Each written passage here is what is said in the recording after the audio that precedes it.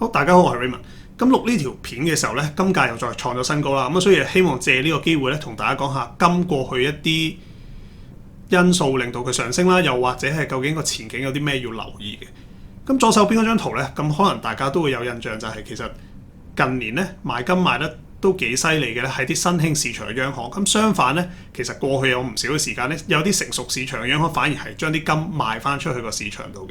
咁但係整體嚟講啦，而家如果計金佔成個國家或者成個央行官方嘅儲備佔比最多嘅咧，咁仍然都係一啲成熟市場嘅。咁有啲咩理由？左邊去到睇起咧，就係美國、德國、意大利、法國呢啲國家嘅。咁佢哋揸住金個量咧，就已經好接近80%啦，喺佢哋外匯儲備度。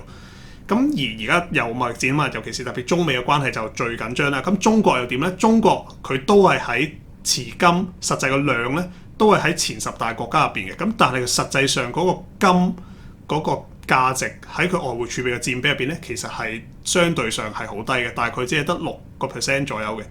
咁而喺翻佢自己個組別咧，尤其是係佢個組別係高中收入國家啦，即係中收入國家偏高嘅嗰部分咧，咁佢平均嚟講咧，都係大概揸住12% 嘅金嘅。咁即係話其實佢就算佢追翻個平均咧，佢要買入嘅金嘅量咧，其實都已經會好多嘅。咁我哋相信咧，其實呢啲新興市場如果係中美嘅關係繼續惡化啦，又或者去美元化個趨勢喺度嘅話咧，其實都會繼續支持翻呢啲新興市場繼續去買金嘅。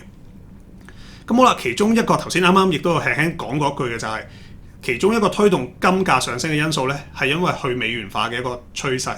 咁去美元化嘅呢個趨勢咧，咁其實好簡單，你金價其實係對美金噶嘛，好似你其他貨幣咁，當美元係弱嘅話，咁其實金價就自然會有一個支持喺度啦。咁其實呢個都係一個比較相對上嘅一個概念啫。咁但係如果睇翻真係過去一啲比較強嘅時期係去美元呢個情況咧，咁好多人就會睇翻1970去到1980年代呢段時間嘅。咁嗰陣時美元嘅弱勢就更加明顯啦，佢跌咗，美金對其他貨幣跌咗好多啦。咁而金亦都受一個好大嘅支持嘅。我哋睇翻綠色嗰張圖咧，就會見到黃金對標普500指數個比例嘅。當呢個比例越高嘅時候，就代表黃金相對上表現越好啦。向下嗰就代表標普500個表現相對上好啲啦。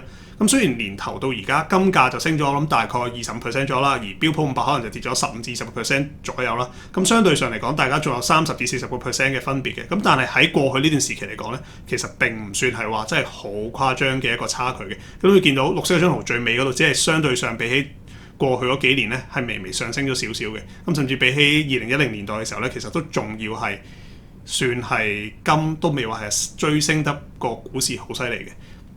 咁好啦，有咩因素會令到金真係出現一個比較大嘅回調呢？咁同好多嘅資產一樣，我哋其實好多時個價會升或者會有一個炒作空間，係因為大家擔心嘅嘢或者大家憧憬緊嘅嘢仲未實現啊嘛。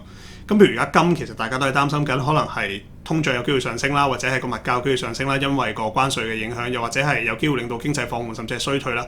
咁呢啲因素，但係我哋而家仲未見到係發生嘅。咁所以喺呢個時候咧，反而個金價仲有一個空間喺度炒作。咁所以調翻轉嚟講，如果到我哋真係見到個通脹上升，甚至乎係有一個見頂嘅跡象咧，咁嗰陣時對個金價咧個壓力就會比較大啦。咁今日呢條片咧就希望好簡單咁同大家了解下金過去嗰啲走勢啦，同埋未來有啲咩需要關注嘅地方嘅。咁希望呢條片咧就幫到大家啦。